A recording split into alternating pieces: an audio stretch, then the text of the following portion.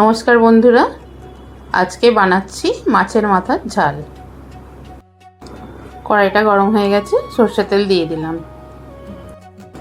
নুন হলুদ দিয়ে মাছের মাথাটা মাখিয়ে রেখেছিলাম, এবার ভেজে নেব। কড়াইয়ের তেলটা গরম হয়ে গেছে, এবার মাছের মাথাগুলো ভেজে নিচ্ছি।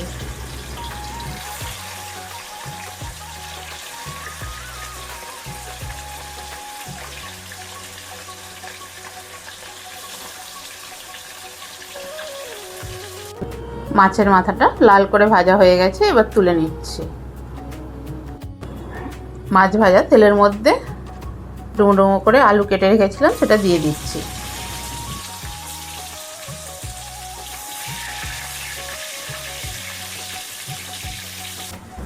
আলুটা লাল করে ভাজা হয়ে গেছে, এবার তুলে নিলাম।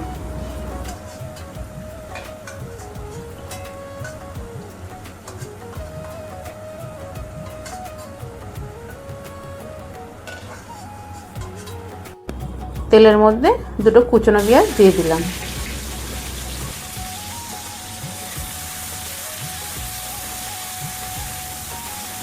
পেঁয়াজটা লাল করে ভাজা হয়ে গেছে, এবারে দুটো টমেটো কুচি করে রেখেছিলাম দিয়ে দিলাম। টমেটোটাকে পেঁয়াজের সাথে একটু ভেজে নেব। টমেটোটা নরম হয়ে গেছে, এবার মশলাগুলো দিয়ে দেবো।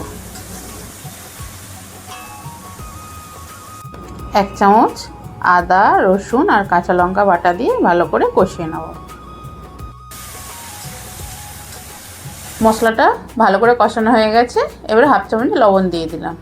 1 চামচ হলুদ গুঁড়ো দিয়ে দিলাম। 1 চামচ লঙ্কার গুঁড়ো দিয়ে দিলাম। এবারে ভালো করে মশলাটাকে নেড়ে নেব।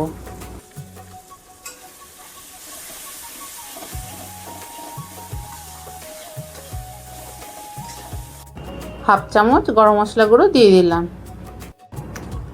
মশলাটা ভালো করে কষানো হয়ে গেছে, এর মধ্যে মাছের মাথা আর ভাজা আলুটা দিয়ে দিলাম।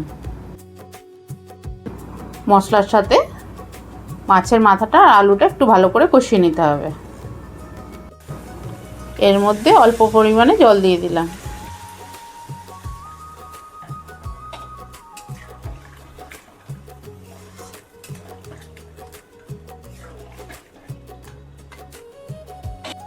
এবার একটু ঢাকা দিয়ে দেবো। ঢাকাটা খুলে নিলাম। মাছের মাথার ঝালটা রেডি হয়ে গেছে, এবার ধনেপাতা দিয়ে দেবো। ধনেপাতাটা দিয়ে দিয়েছি, এবার নামিয়ে নেব। মাছের মাথার ঝালটা রেডি হয়ে গেছে, সার্ভ করে দিয়েছি। এইভাবে আপনারাও বাড়িতে এইভাবে খেয়ে দেখবেন।